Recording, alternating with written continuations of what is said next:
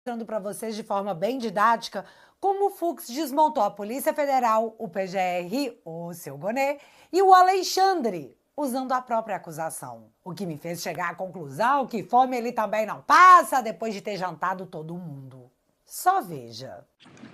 Aqui em 6/12, às 18h09, no Palácio do Planalto, foram impressas 3 cópias do plano Punhal Verde e Amarelo pelo réu Mário Fernandes. Então, veja, de novo, mais uma impressão no Palácio do Planalto. Aqui, durante seu voto, o Alexandre reproduziu o que diz a acusação como se fosse uma verdade absoluta. Mário Fernandes imprimiu 3 cópias de documento. Aí vem o Fux e mostra de uma forma simples como a Polícia Federal sequer sabe analisar a prova, os tornando totalmente incapazes e ineficientes. Aqui devem ser feitos alguns esclarecimentos.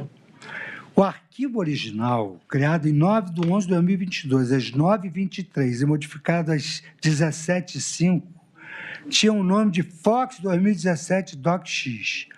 Já o que foi impresso em 6/12/2002, às 18h09, no Palácio Planalto, por Mário Fernandes, foi um outro arquivo de nome PLJ DocX.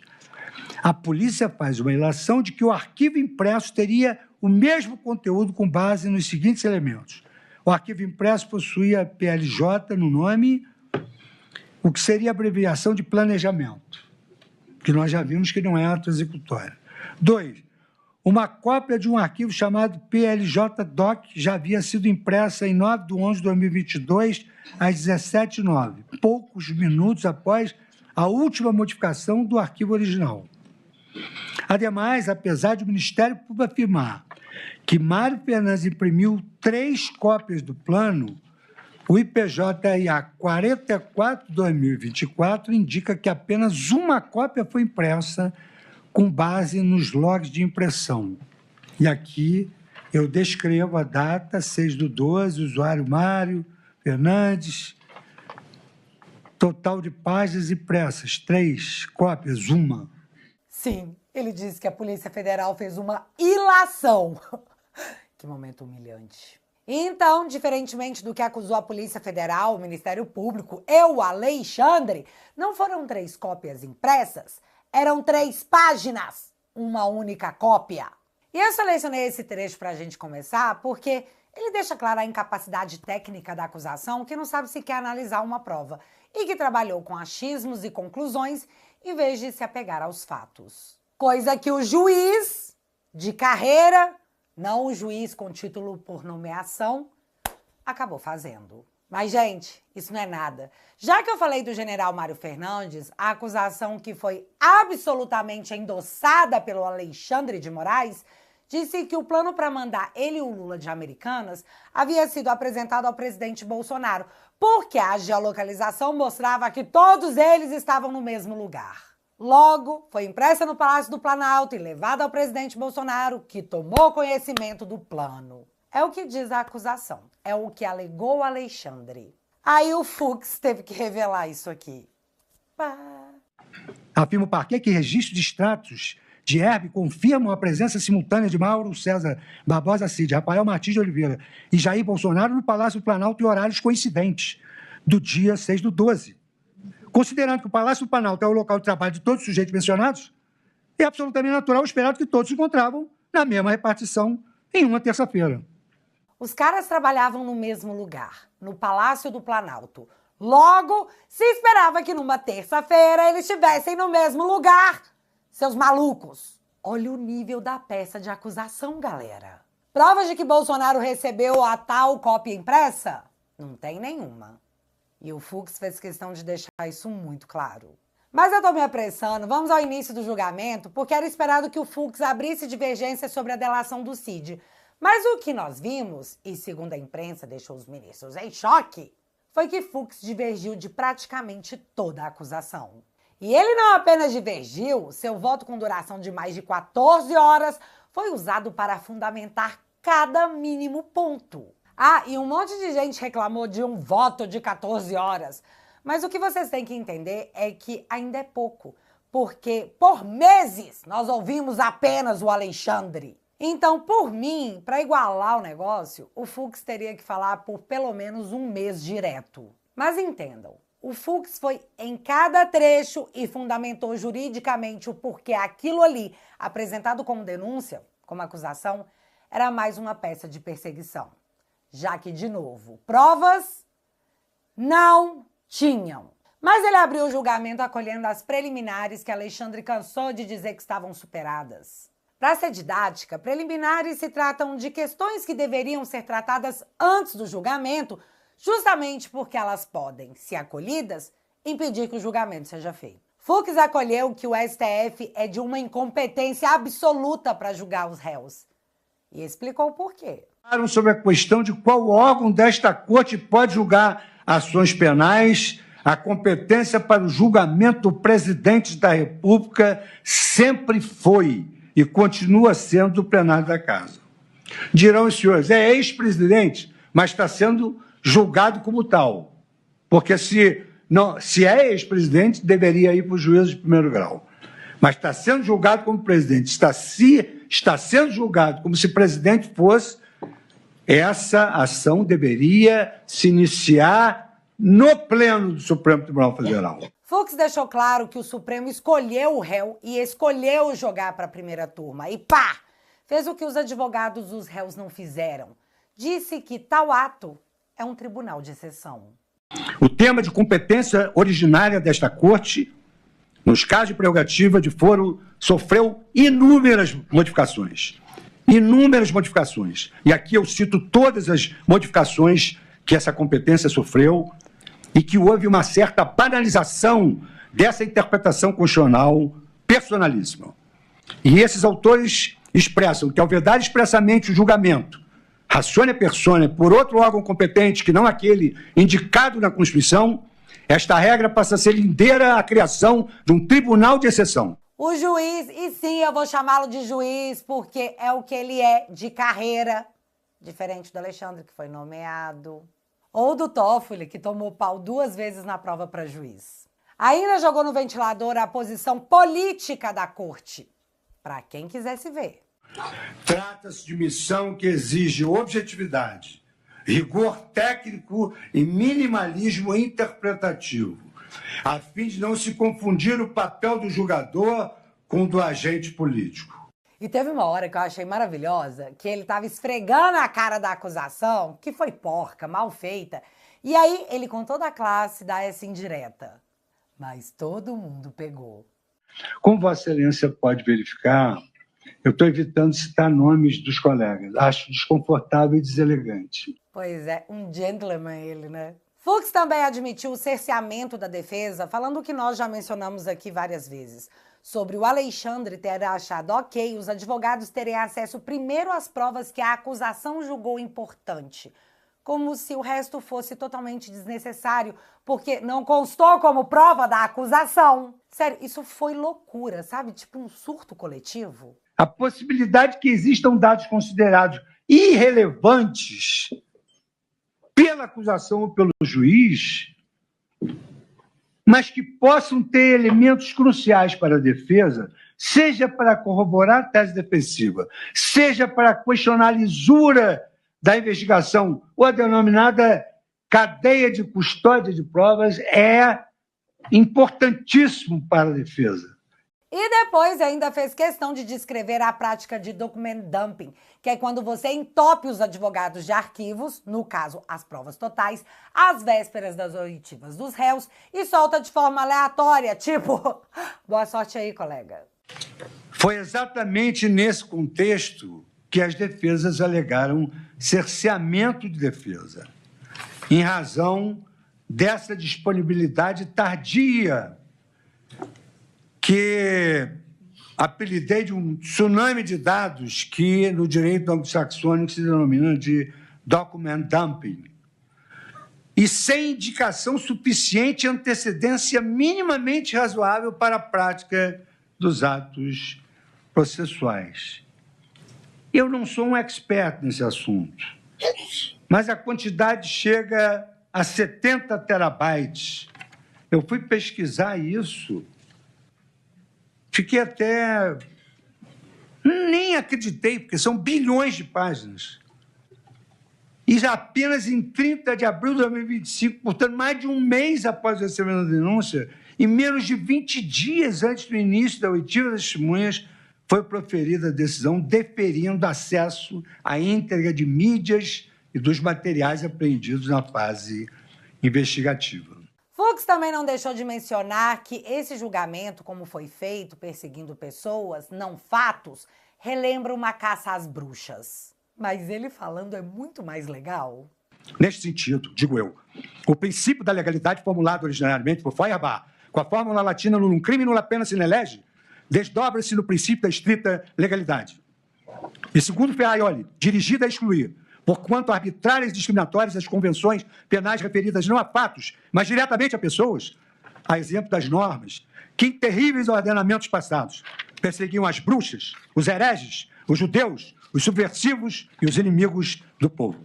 Já pode chamar tudo isso aí de trama persecutória ou a democracia vai me processar? Mas tá, sobre as preliminares, é tudo nulo. Foi o que Fux, mesmo sendo o voto vencido, declarou. Na verdade, deveria ser tudo nulo mesmo se isso fosse um processo normal, já que com o Lula foi assim. Lula entrou com habeas corpus que caiu com um faquin que parou todo o processo e a partir dali só desandou. Então, num processo normal, até pelo constrangimento causado, tudo realmente deveria ter sido suspenso ontem. Mas calma que a Globo informa que Carmen Lúcia foi escalada para responder o Fux. Então esperem mais constrangimentos a vir. Tadinha. Não, mentira, não tô nem aí, velho. Na verdade, estou ansiosa. Seguindo. Superando as preliminares, Fux analisou o mérito e uma das questões mais importantes que ele enfrentou foi a tese da acusação sustentada pelo Alexandre de organização criminosa e organização criminosa armada. Ouve aí o Fux e eu já explico por que isso foi muito importante.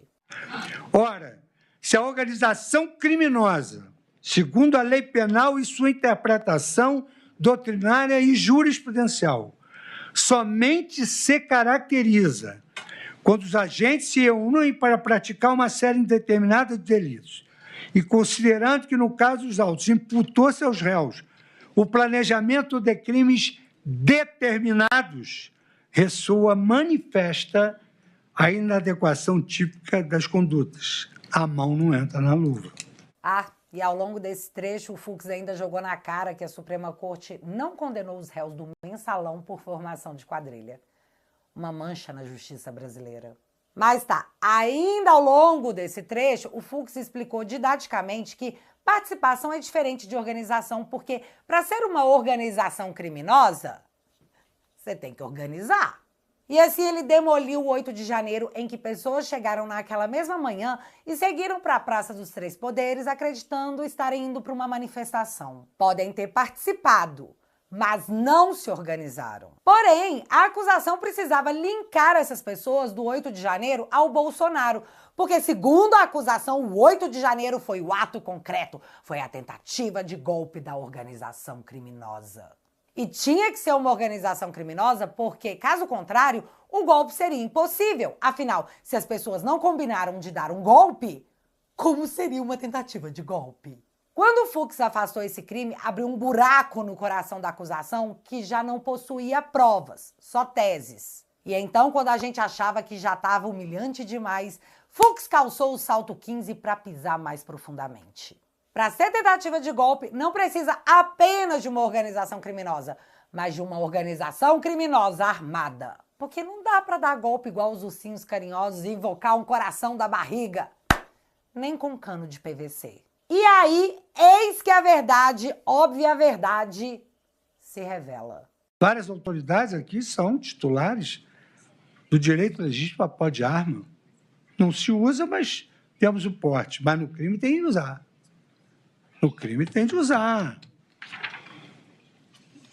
Tem de usar porque nos termos da legislação vigente não tem qualquer repercussão penal, revelando-se manifestamente inaplicável o disposto do parágrafo 2º se apenas portar armas de fogo. Se assim fosse, nem preciso concluir. Nós temos porte de arma de fogo. É nesse sentido que eu quis dizer. É preciso que a denúncia narre e comprova efetivo emprego da arma de fogo por algum membro do grupo durante as atividades da organização criminosa. Utilize a arma de fogo. Essa parte foi bem bizarra, porque o Fux deixou claro que a PGR não só não apreendeu nenhuma arma, como usou matéria de jornal para dizer que haviam CACs no local, sem apresentar nenhuma prova, além de uma matéria de jornal que não prova absolutamente nada. Que piada. E já que o Fux estava no modo acabou o parquinho, por que não esfregar na cara dos magnânimos o comportamento inadequado dos ministros que querem julgar Bolsonaro por falas e sim, algumas bravatas, mas esquecem que são juízes midiáticos que falam um monte de abobrinha de cunho político e não são julgados por crime de responsabilidade, já que a lei os impede.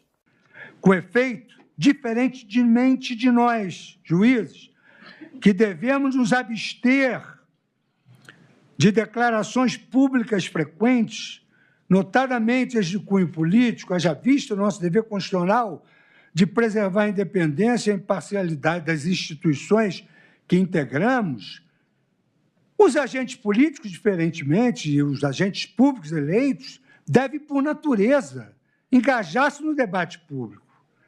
Esse debate essencial para a democracia ocorre muitas vezes por discursos inflamados e irrefletidos, porquanto o mandatário político é instado a manifestar-se com enorme frequência sobre temas de variada sorte.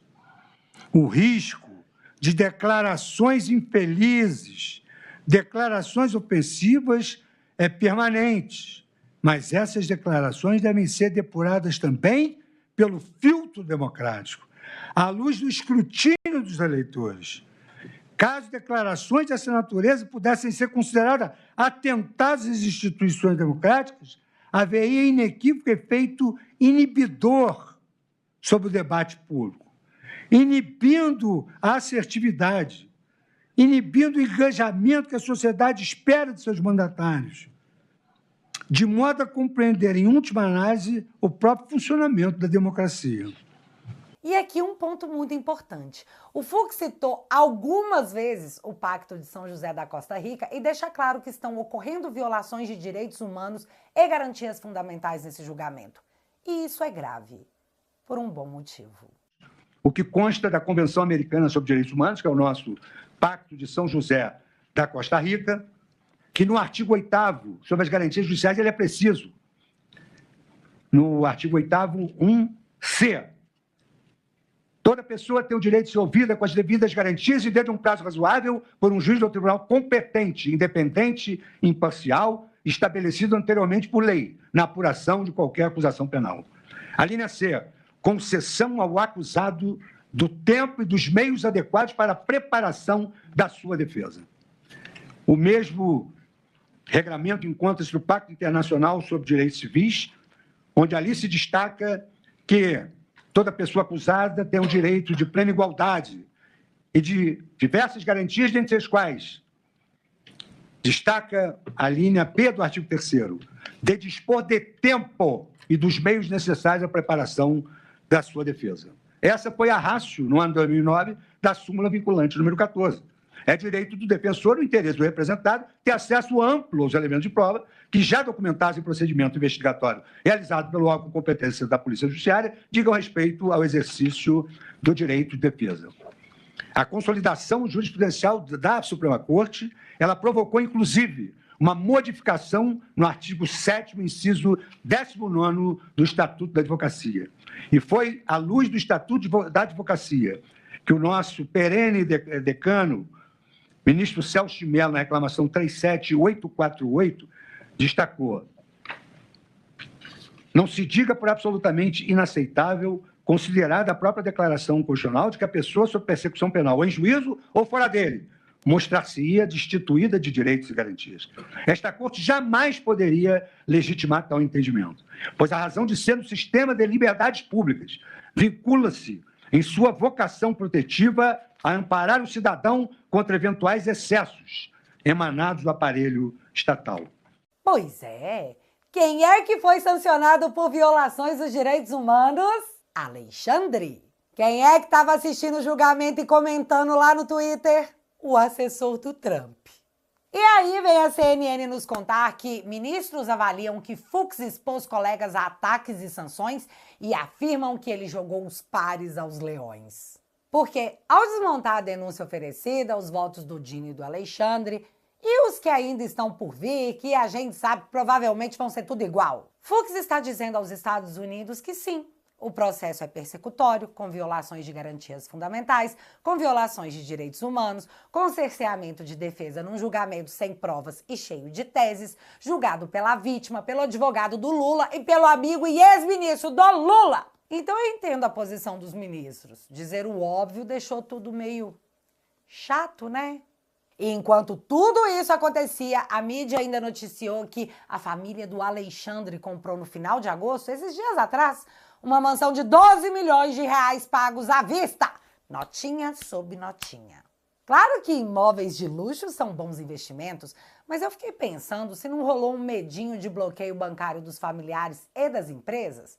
Aí, sei lá, relocou em algo que não dava para o banco congelar após a Magnitsky. Mas é óbvio que isso é só um achismo meu, totalmente vozes da minha cabeça. Enfim, os demais ministros ficaram com tanta raiva, até por não terem o direito de interromper o voto e terem que assistir às narrativas sendo desmontadas sem poderem fazer piu, que a Daniela Lima, conhecida por falar diretamente com os ministros da corte, relatou que havia meio que um combinado de não olharem para o ministro Fux. Ela disse que era por incredulidade, mas quando a gente fica com vergonha, a gente geralmente não sustenta o olhar também. Ah, e teve outro momento também que eu preciso destacar. Vocês lembram que nós falamos aqui zilhões de vezes que não existia minuta de golpe em lugar nenhum do processo? Pois é, agora o Fux confirma a nossa afirmação. Seguindo a ordem cronológica dos fatos, a primeira conduta específica narrada pelo Ministério Público diz respeito a uma suposta reunião entre o réu Jair Bolsonaro e Felipe Martins no Palácio da Alvorada em 19 de 11 de 2002. Ao referir-se a esse encontro, a Procuradoria-Geral da República disse que o documento de finalização do golpe era preparado pelo grupo e acompanhado de perto por Jair Messias Bolsonaro. Entretanto, a acusação não logrou indicar exatamente qual documento teria sido apresentado ou discutido nessa reunião, sendo certo que o seu conteúdo não veio aos autos. O próprio Correio Mauro Cid, cujo depoimento é invocado pelo parquê, faz referência genérica a várias reuniões e sequer sabe precisar as datas. Então, agora, diz o colaborador Mauro Cid, então agora, em termos de data, eu não me lembro bem como foi, mas me parece que foi uma, duas, no máximo 3 reuniões, talvez 2, em que foi levado esse documento ao presidente. É assim que foi a acusação, formulou o seu pedido, que não restou adequadamente provado. E é engraçado porque na oitiva do Núcleo 2, enquanto o Alexandre citava a minuta como prova concreta, o advogado do Felipe Martins perguntou ao Alexandre em que página do processo estava a tal minuta. E ele respondeu com a página que levava um documento apreendido no celular do Cid, que não era a minuta. Aí, na leitura do seu voto na terça-feira, o Alexandre disse que pouco importava se era aquela minuta ou não. Sério, gente, ele disse pouco importa. A minuta, citada como prova diversas vezes, que não existe, agora pouco importa. Se a minuta não existe e ninguém nunca a viu, como que a acusação diz exatamente o que estava escrito nela? Bizarro é pouco. Mas que fique claro, tá, galera? A prova minuta não existe.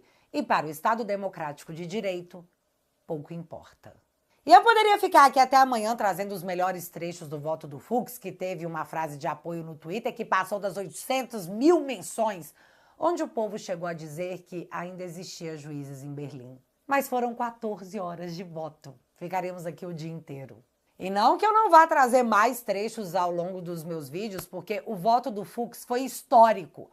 Mas por esse pequeno resumo deu para você ter uma grande noção, né? Fux absolveu Bolsonaro de todos os crimes porque deixou claro que a tese da acusação, desprovida de provas, não conseguiu chegar nem perto de fato comprovar a participação do presidente Bolsonaro em uma trama golpista de um golpe que nunca aconteceu.